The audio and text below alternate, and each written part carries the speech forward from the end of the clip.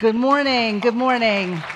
It's great to be here, and thank you all for being here for a conversation that touches every American and something that we're all very concerned about and interested in, I'm sure, talking about this disconnect that we're seeing here between what economic data shows and how people are feeling about the economy. The economy is very solid. We know unemployment is very low. We know that we're seeing the stock market at near highs. We know that the economy is doing well with job gains, but then there's what people really think about it. And so here to talk about these issues with their hand on the pulse of what the American consumers and investors are thinking and on the economic data are three wonderful experts. Charlie Scharf is the CEO of Wells Fargo. He has also in the past been the CEO of Bank of New York Mellon and Visa and ran the consumer banking business at JP Morgan Chase. Penny Pennington is the CEO of Edward Jones, and it is such a privilege to talk to you because you have the financial services and advisory services in nearly every county in the U.S., so you certainly have your pulse on what investors are thinking. And of course, we have NBC economic analyst Steve Ratner, and he is the CEO of Willett Advisors, which is the investment arm for former New York Mayor Mike Bloomberg's personal and philanthropic assets. As we're talking about the economy this morning, the first question I have for you, and I'm going to start with you, Steve, is how would you grade the U.S. economy today? And what grade would you give it, and why? Let me give you a couple of pluses and minuses, and then we can come to a letter grade. Look, on the positive side, we've had extraordinary job creation. We're creating something like 250,000 jobs a month, way beyond what I think any of us thought was possible. Unemployment has been at or below 4% for 30 straight months. The economy has been growing steadily. I think there were 2 quarters that were down a little bit, but basically the economy has been growing steadily since we came out of COVID. Workers' wages are rising about 4.2% a year, something like that. And prices are obviously still going up, but what I don't think, and this gets to the heart of your question, what I don't think people fully appreciate is that wages are going up actually faster than prices at the moment. Roughly 4.2% on wages, 3.5% on the CPI, 2.8% if you look at another index called the PCE, which is what the Fed likes to look at.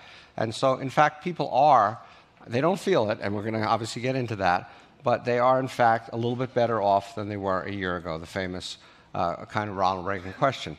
Look, on the negative side, you have 2/3 of the people who are going to vote this year have never seen inflation above 4%. And they don't know what inflation is. They think prices should just not go up, they should come back down again. Obviously, we know that that would actually be bad. That would be deflation, that would be a bad thing. But nonetheless, it bothers them. Prices of a lot of things that they buy every day, eggs, which was actually the avian flu, not economic policy, things like that, gasoline and so forth. A big negative is housing. Housing affordability is at the lowest level it's been at in like 40 years because interest rates are high and house prices are both high. And that's a real double whammy for people trying to buy a new house, refinance a house. Insurance has gone up a lot. It's what they call a hard market for various complicated reasons we don't need to get into. So I would grade the economy kind of a B+, that people are better off than they were a year ago. But there are a lot of things to think about and worry about, like housing, for example. Yeah.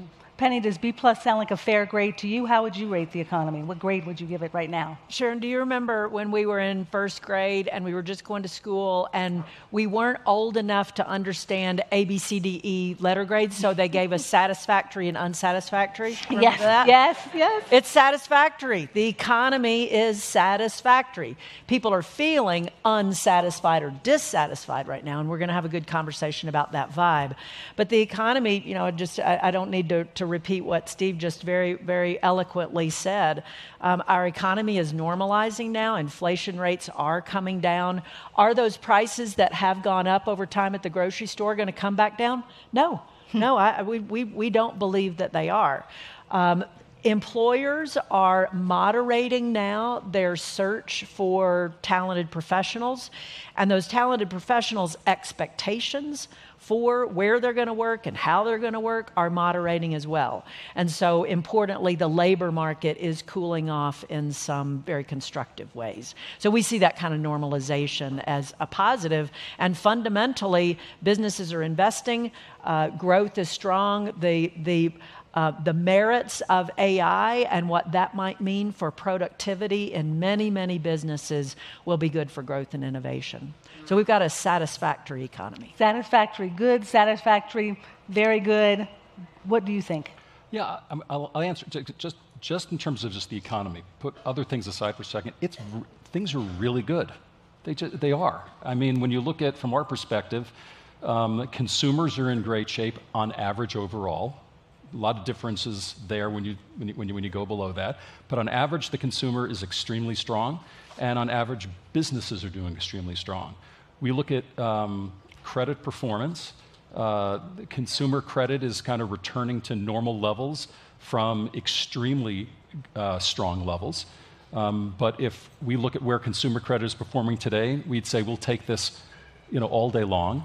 Business credit also performing extremely well, with the exception of some industries that are very specific, things like retailers looking to reorganize because they have too much of a physical footprint or some things like that.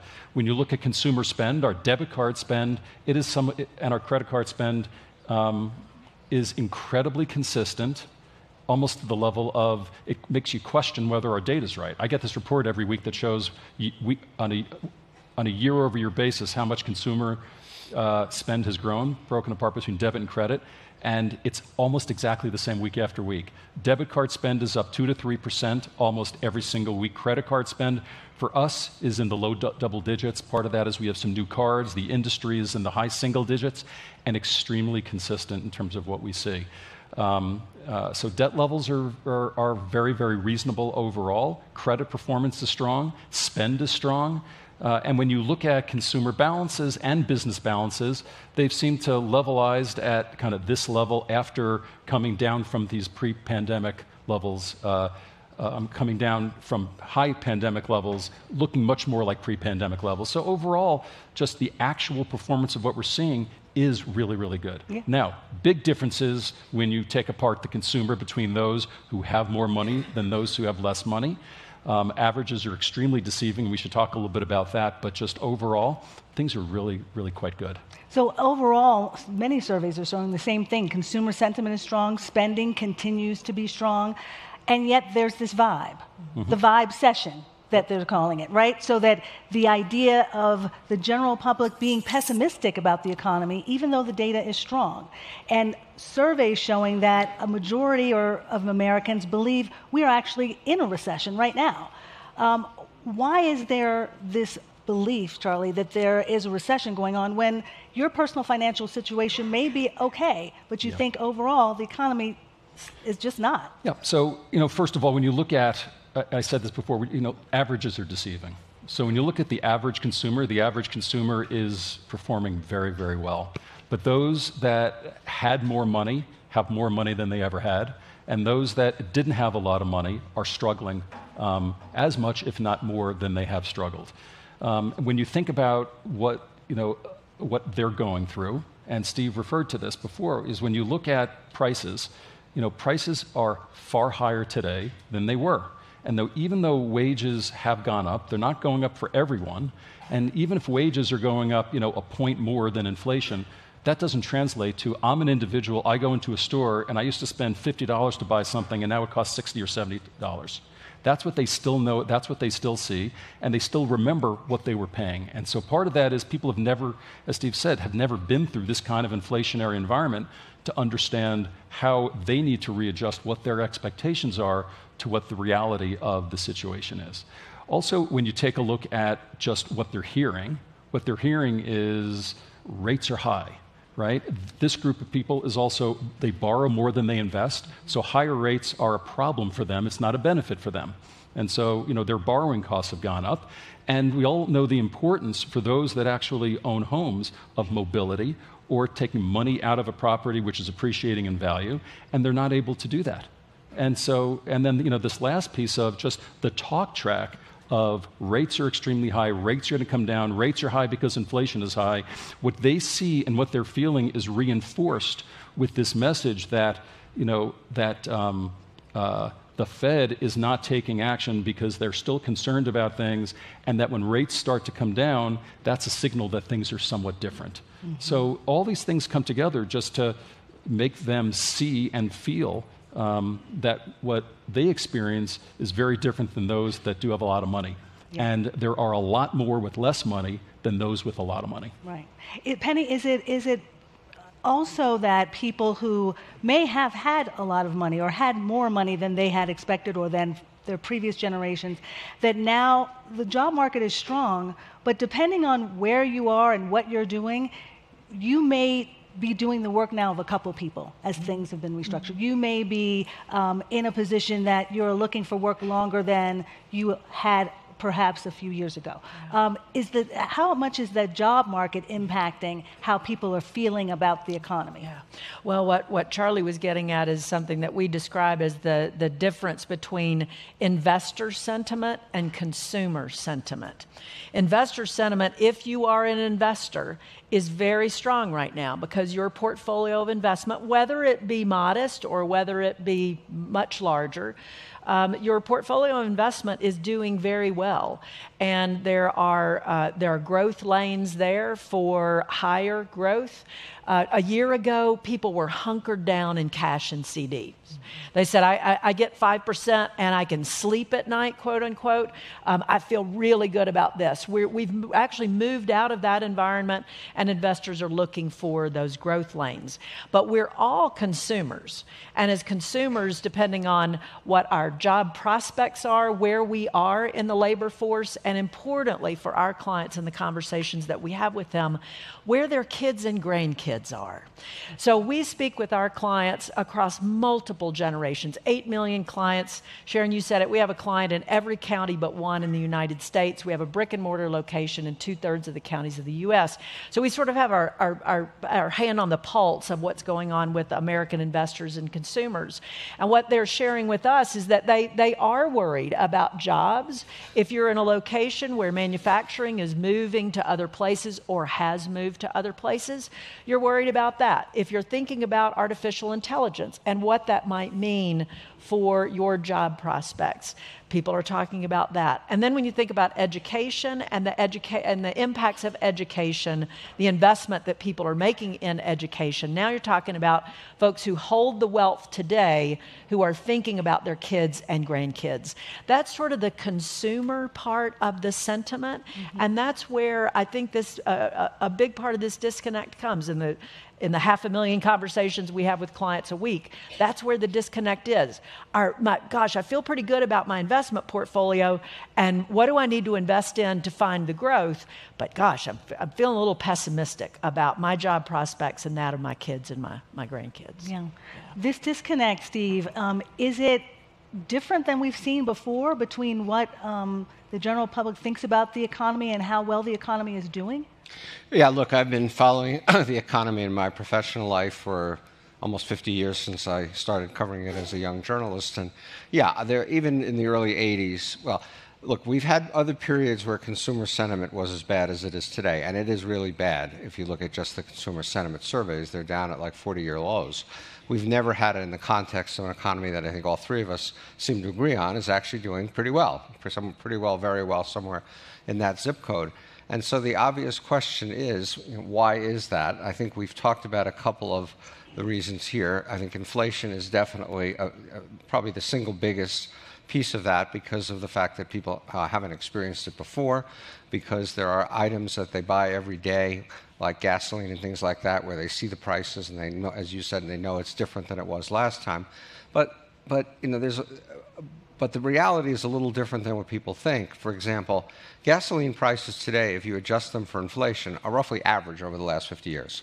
They're not that high, and I know I'm not trying to belittle the challenge for people of modest means of buying gasoline, but the fact is that they are, in a reasonable place. Food prices, grocery store prices have gone down for the last 4 months, but I don't think anybody who buys groceries would believe that or know that or feel that.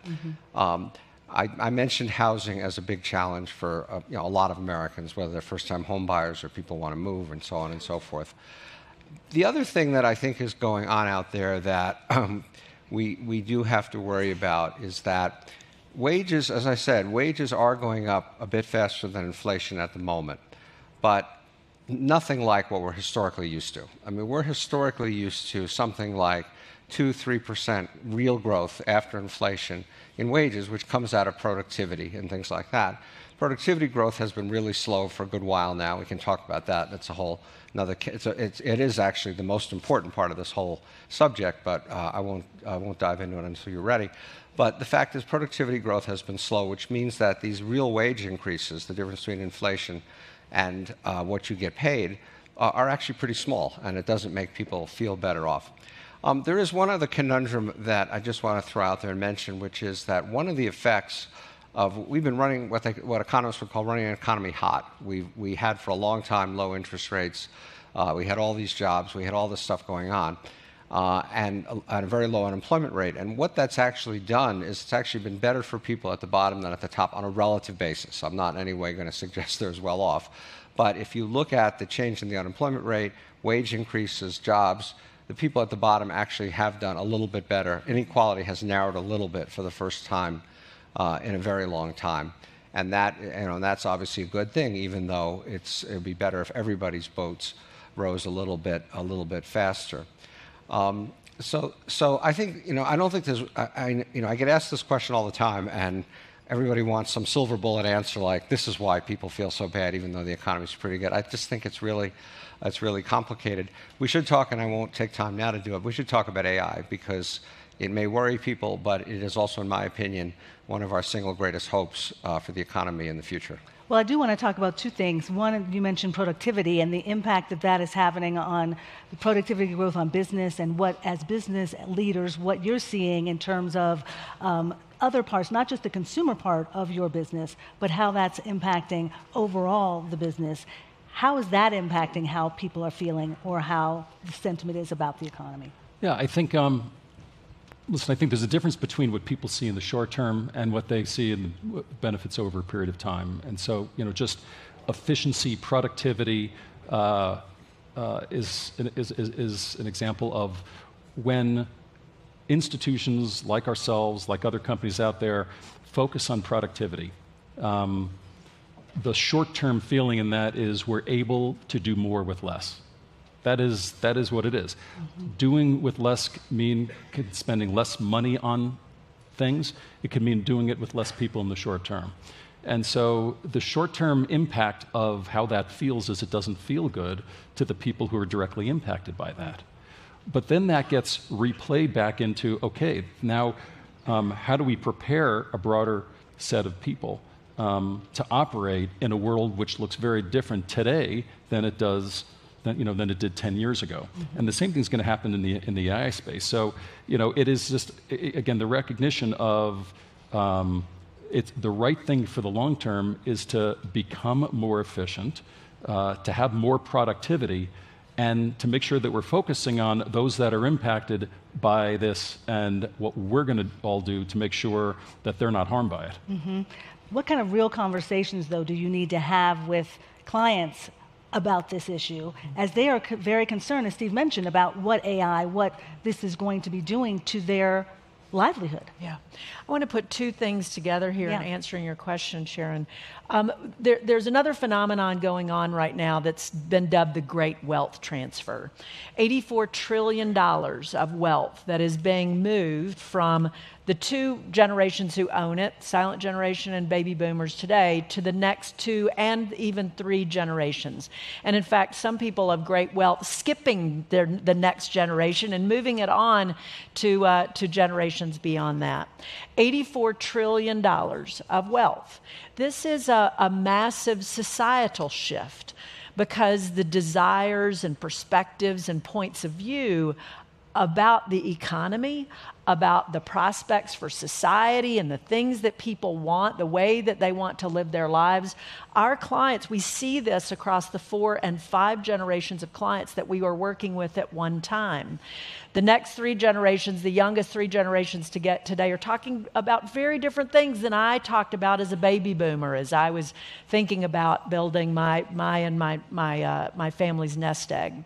And so what's going to happen here is that as that wealth transfers, the way that people think about how to establish it, grow it, pass it on, and give it away, which is different, is going to shape the markets. It's going to shape not-for-profit organizations. It's going to shape our communities and our neighborhoods based on the points of view and perspectives of those who hold it today. And so what we work very hard to do is to not come to those conversations with judgment, but instead great curiosity about what is it that those 3 or 4 generations of family members are thinking about, what's important to them, what are their needs, wants, and wishes, and how do we help them establish a financial plan that takes their life plan and puts it into action. So this great wealth transfer that's going on right now that will have vast societal impacts. I'll give you just one data point. In 2020, women controlled $10 trillion of wealth. Within 10 more years, that will go to $40 trillion, 20 more years, that'll go to $40 trillion. 10 to 40 is a societal impact based on the needs and perspectives of women who are going to control that wealth. So now you get into the conversation about, well, what is it? What kind of work am I going to be doing, right? What sort of purposeful work am I going to be doing as a baby boomer who may or may not want to retire? As a parent of 30-year-old kids who are launching and forming practices and forming families. Now we have our first granddaughter. She's 10 weeks old. The moment I held her in my arms, it's like, well, I want to give her everything. And my financial advisor said, what if you have more grandchildren and it's all gone? That's not a really good idea. That's why I need a financial advisor, right? So the point is that things are shifting our perspective about how we work, where we live, what we want to support and do with our money, how we want to establish wealth. All of that is shifting right now, and it plays its way out in where people are living and working, how long they're going to work, and therefore what their financial plans need to reflect about their lives. Yeah. Steve, what do people need to know about the reality of what AI will be able to do for them in their careers over the anxiety that they have of what it could be? Can I just say one thing, Penny, and I will dig into that. Well, the first thing is that the 40 trillion of wealth among women is very interesting. I'm kind of sorry I'm happily married, but I am, so someone else will have that. But look, on housing, one of the things you remind me of when you said something that is interesting is this transfer of wealth has a lot of repercussions. So let me just give you one other example of it, which is that if you look at the amount of home equity that a typical baby boomer has today, a millennial has today, say a 35-year-old or something like that, it is substantially less than what a baby boomer had at the same point in his or her life. This is, again, one of the challenges we face. But what's even more interesting is if you dig inside that, you find that the inequality in terms of how much the spread between people who have a lot of home equity, people who have a little home equity, has gotten much, much wider. It's gotten much, much wider because the baby boomer parents, some of them are able to help their kids, some of them can't help their kids. And so you end up with this income inequality even in strange places like who can afford some home equity to buy a new house. And so these are the things, I think, again, that make people feel uncomfortable. Look, AI does make people worry. I think the points that Charlie made about the importance of retraining and of getting people prepared for the jobs of the future as opposed to the jobs of the past is obviously going to be critical. Our transition from a manufacturing economy to a service economy, which has essentially gone on for a good while, was not managed well. We did not really figure out what to do with all these manufacturing workers who are not going to have jobs because of either a combination of automation or competition from China or Mexico or other places. And so you ended up with a lot of the famous white working class people in Ohio and places like that going from making $30 an hour in a manufacturing facility to making $15 an hour in a Starbucks. And that has created, I think, a lot of the social unrest that we have today. So we need to learn a lesson from that and do a much better job with the next transition.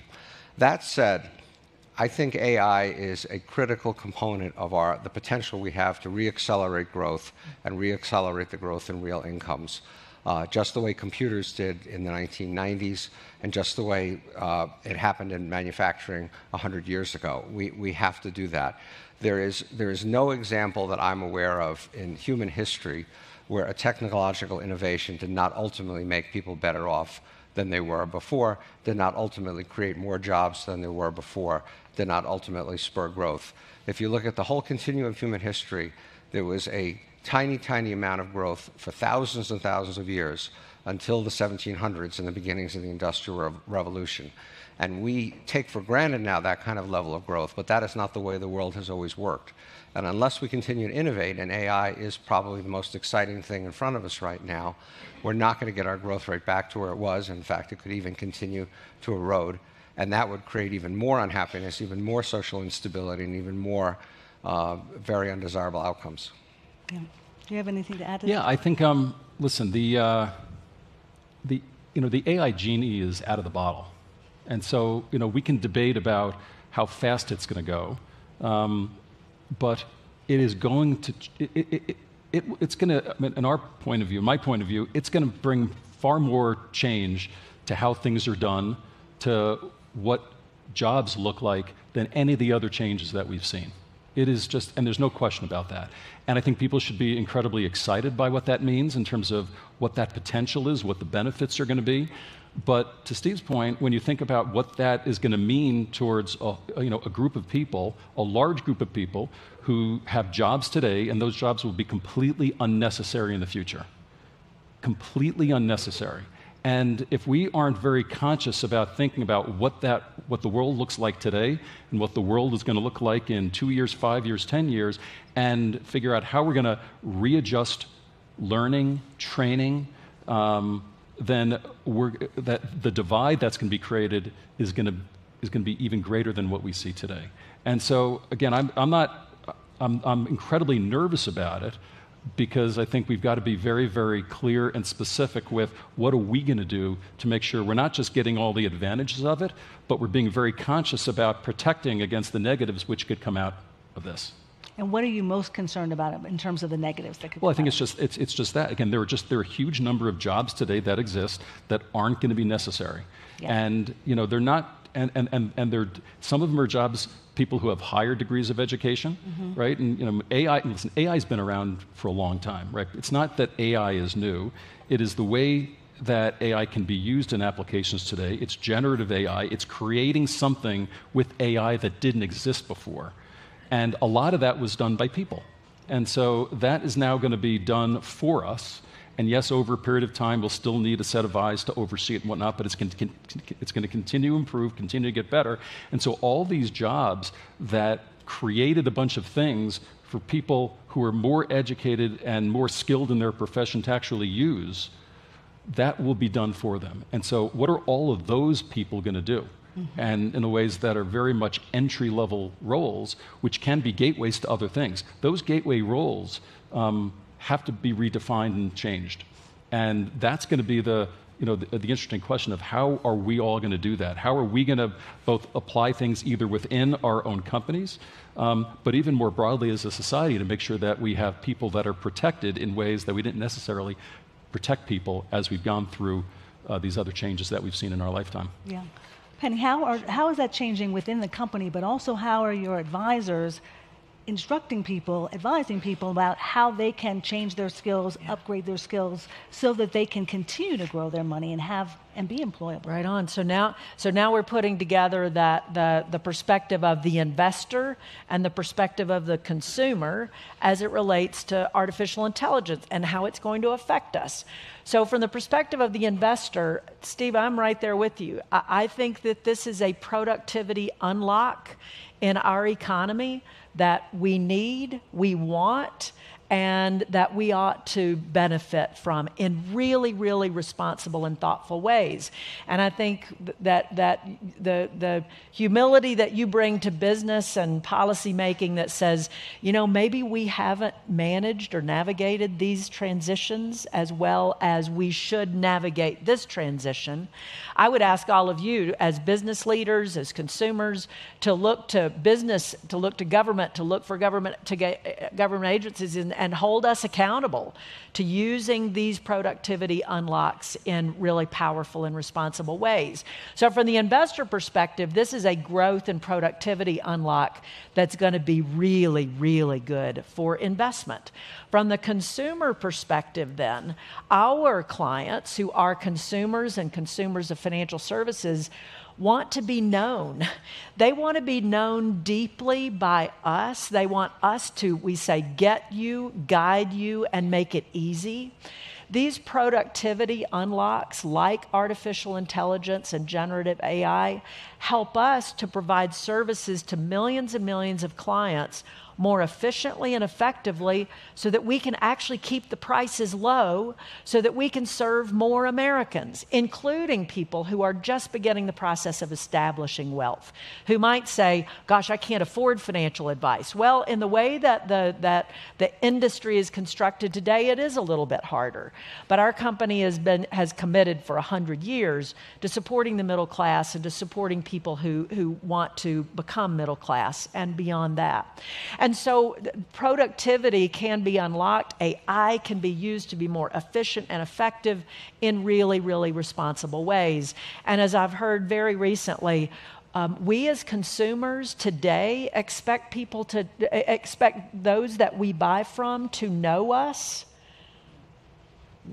There will never be a time going forward that we will be satisfied when who we're buying from or what we're buying doesn't already know something about us.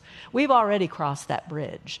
And so AI can help us do this responsibly, but more efficiently and effectively. Just as an example, we're applying it in our business. We have 8 million clients.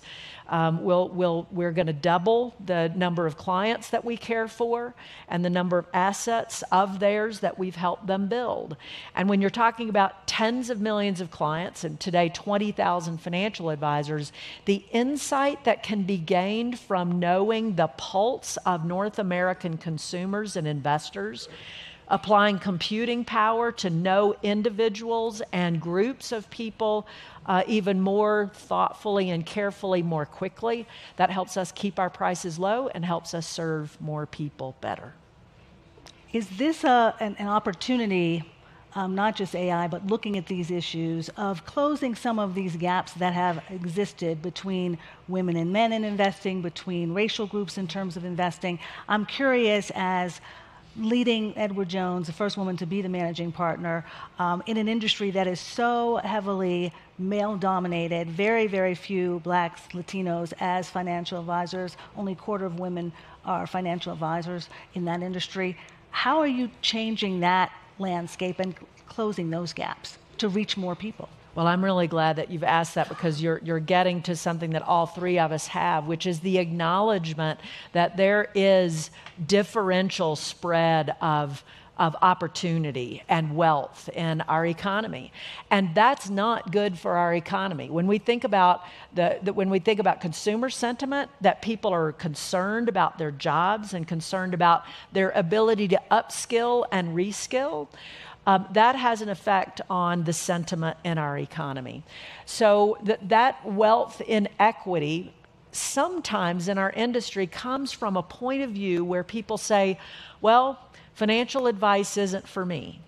I don't see myself in that company or that group of financial advisors. I don't know if they would be willing to talk to me because I don't have much and I don't know much. We need more Americans to know that they deserve to have good financial advice. Whether they have very complex needs, they deserve to be well understood, and those who are just establishing wealth. And so very often it's the look of a place where you wonder if you're going to be accepted or recognized or seen there. And so our industry has typically been more white and more male. Our entire industry is working to change the face of that so that more people know that these are the places that they can go to for advice. Today, about 24% of the registered financial advisors in our industry are women. There are about 300,000 registered financial advisors in our industry. 24% women, 9% people of color. Our numbers are a little bit higher than that. We hired 1,000 new financial advisors so far this year, and 53% of them are women and people of color. At the same time, the success and retention rates of those financial advisors are the highest that they've ever been. And so we know that the desire for advice in the marketplace has gone up. The willingness to pay, frankly, for good advice has gone up. And so we need to be in a place where we are able to accommodate those needs and be a place where people know that they belong. Mm-hmm. Can I just add something? Yes, please. Just a very general statement, which is, if you go inside of corporate America today, I think in almost every management team meeting, every board conversation, the number one topic is, what are you doing in the AI space to change how you run your business and what you can do for your customers?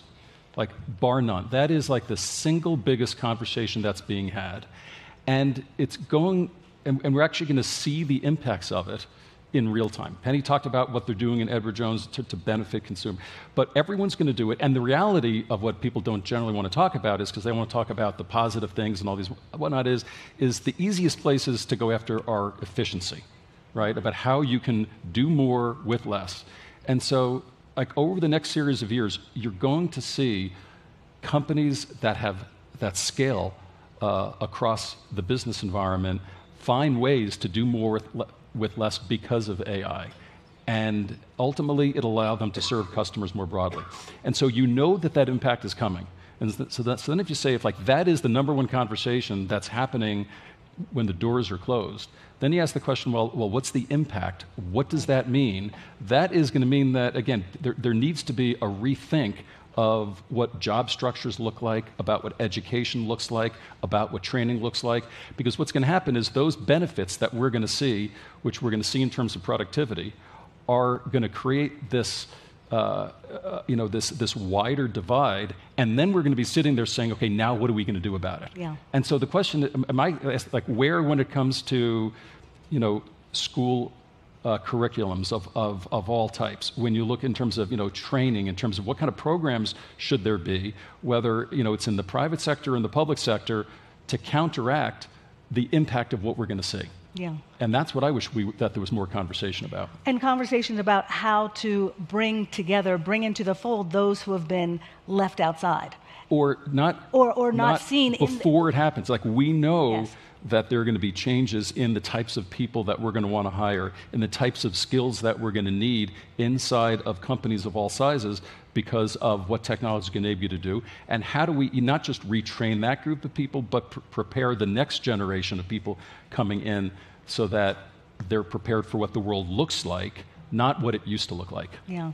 I'm particularly interested in how you're doing this now in light of a lot of the changes and the challenges that Wells Fargo in particular has faced over the years. I mean, you over the last 5 years have had to deal with billions of dollars in fines against Wells Fargo for customer abuses, whether that's mortgages or auto loans or overdraft lending, overdraft fees, and looking at marginalized communities as being some that may have been hurt the most. Mm-hmm.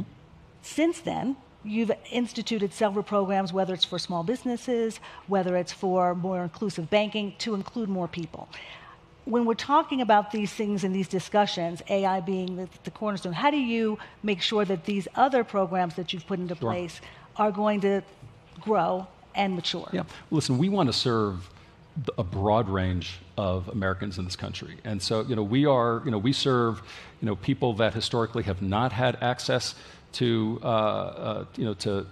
banking institutions, all the way to those who have a significant amount of wealth. And we recognize that, for us to be perceived the way we want to be perceived broadly across this country, and more broadly, that we have to do all of that well. And so that means, from a business perspective, serving all those populations, and then using our philanthropy and the other means that we have, not as something on its own, but to accentuate what we can do in a business. And so one of the things that we've looked at and identified is when we think about why there is this large gap, the reality is that those that have access to education understand how to manage their financial affairs, how to treat things, their financial affairs differently. And so we have asked the question, just what can we do to have a broader impact? So one of the things that we've done is we've established, they're called Hope Inside Centers, partnered with John Hope Bryan and his organization. And it really is about providing education, not to our customers, but to the communities that we serve. Right? We have over 4,000 branches across the country. Many of them are in underserved communities.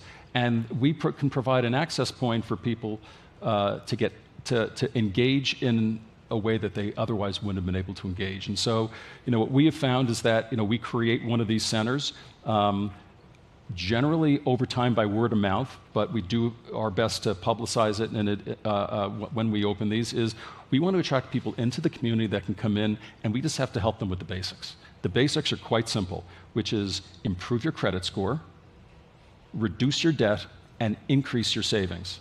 And what you find is that most people, for this population, you might not understand it, most people don't know how to do that.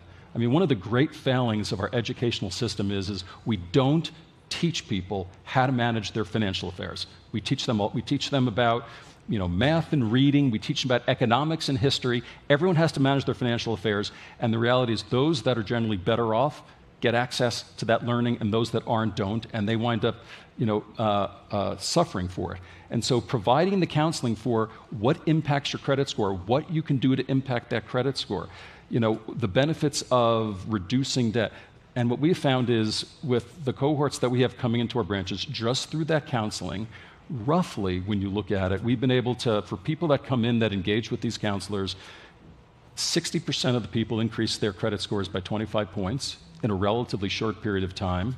Their debt levels go down by over $1,000, and their savings go up by $1,000. Absolutely. Financial education encourages financial independence, Absolutely. And so it has to be everywhere. Sharon, if I could just add on to that, Charlie, I mean, you see on stage the two financial services organizations who are trying to close these gaps. We made a commitment in 2020 to educate 1 million learners in high schools for basics of financial literacy and budgeting. We're at 900,000 learners. 33 states today mandate financial literacy curriculum in the high schools, but they don't pay for it. Right. We are pressing for a federal mandate for high school literacy education for every high school student, and we're going into high schools all over the country, paying for those tools with EverFi to help build this pipeline of better employees, of folks who got the financial basics so that they can have more control, more agency over their financial lives and financial well-being. Absolutely. I want to open it now to questions from all of you. I know you have a lot of questions. The hands went up immediately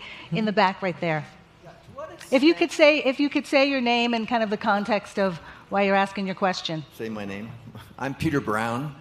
To what extent is this wonderful economy financed on a sugar high, financed by national debt that we will be paying for decades to come? And if the economy is so great, why are we, as a government, borrowing so much money?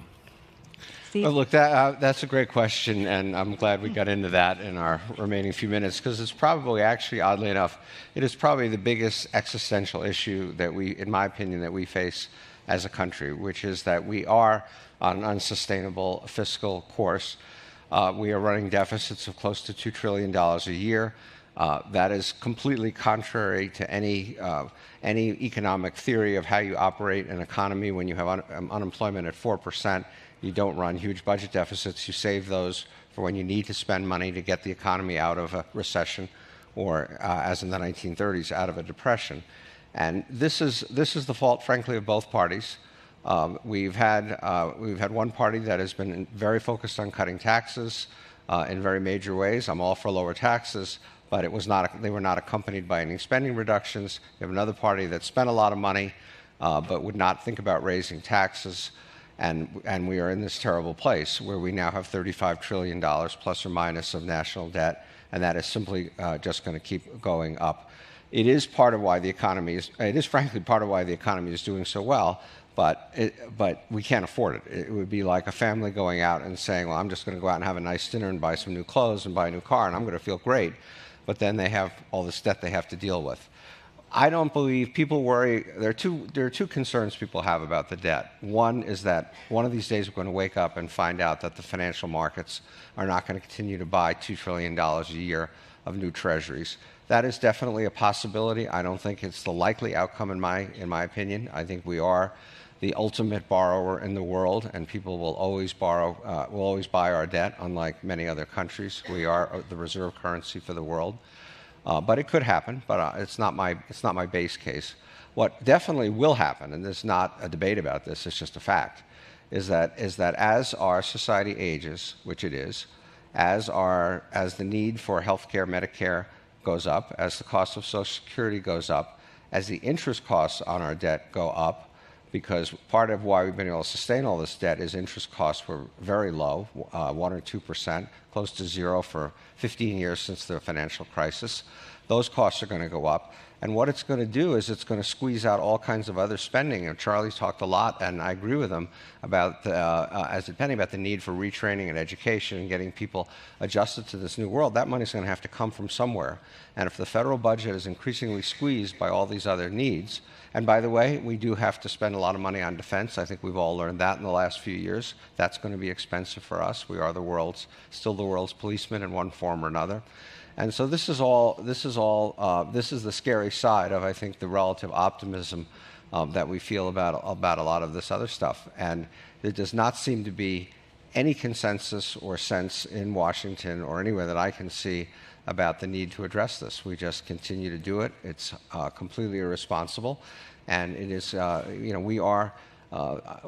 is not an exaggeration to say that we are stealing from our children, our grandchildren, who are going to have to deal with the implications of all this. One last thing, and I meant to say before, if you don't mind, but I was reminded about it, that in terms of what's bothering people and what people have to think about, interest rates today are obviously a lot higher than they were. They're not high by long-term standards, and I think people have to get it out of their heads that interest rates are going to go back to zero at some point, that the Fed's going to start, as soon as inflation comes down, the Fed's going to start cutting rates a lot, and we're going to be back to where we were before all this. That's really, I don't think that is not going to happen. And part of that is, of course, because the federal government is borrowing so much. But basically, even if you think we get back to 2% inflation, and people who borrow money, who buy treasuries or borrow money, want some kind of real return on that interest, it points you to a 3-4% interest rate over the long term. So I think people have to wrap their minds around the fact that interest rates are not going back to zero, and that's going to be, I think, a shock when they realize that. Absolutely. Another question there.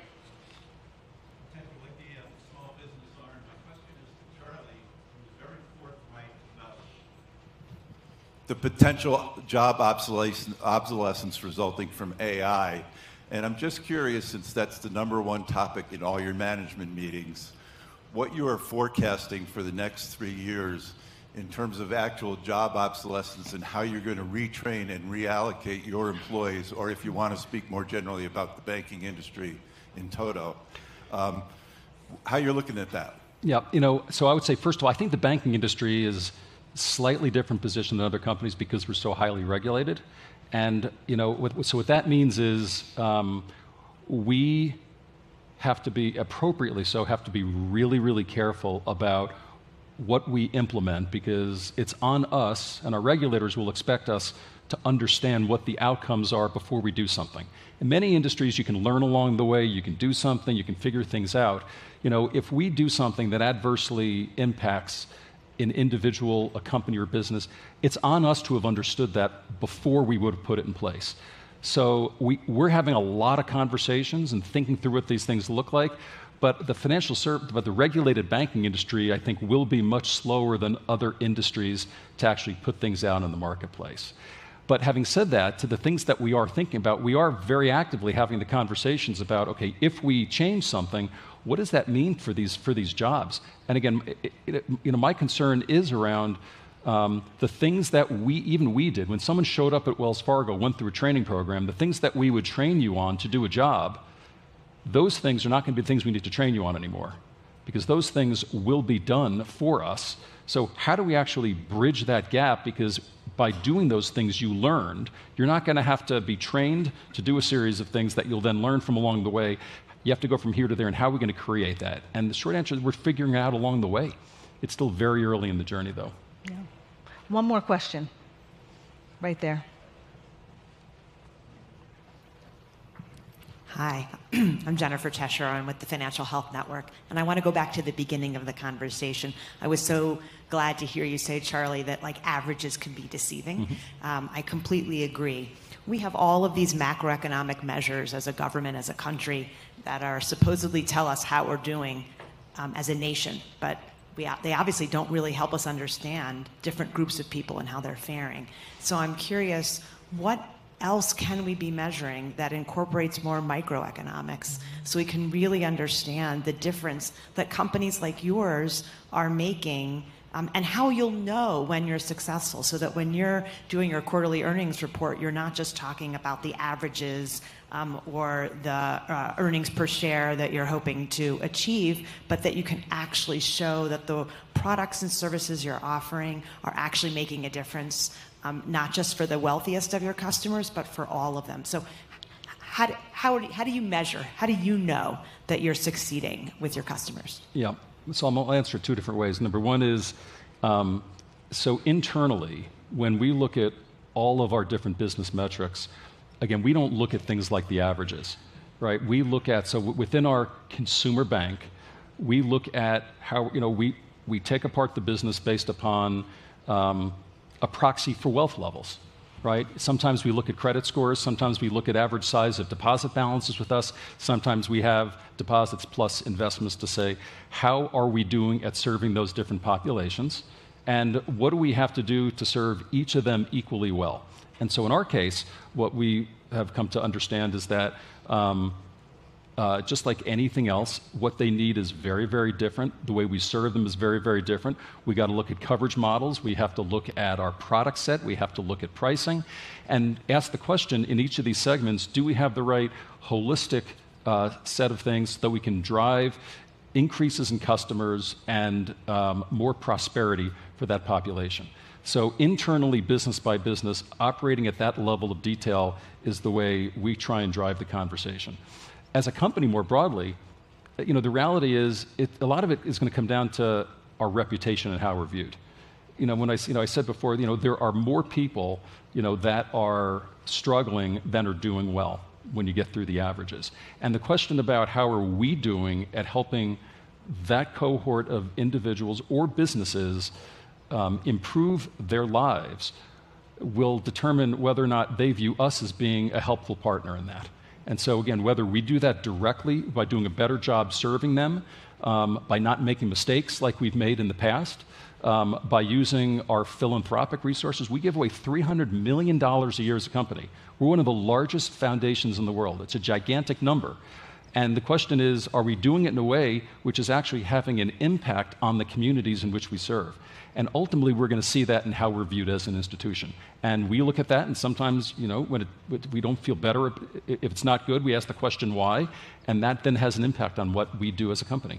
Absolutely. What you do and your view and the view of consumers and investors about your company and your company is definitely part of what we're talking about in terms of trying to bridge this disconnect that we're seeing in terms of economic data and the feelings about the economy. Steve, Penny, Charlie, thank you very much for joining me today. Thank you all. Thanks for watching. Stay updated about breaking news and top stories on the NBC News app or follow us on social media.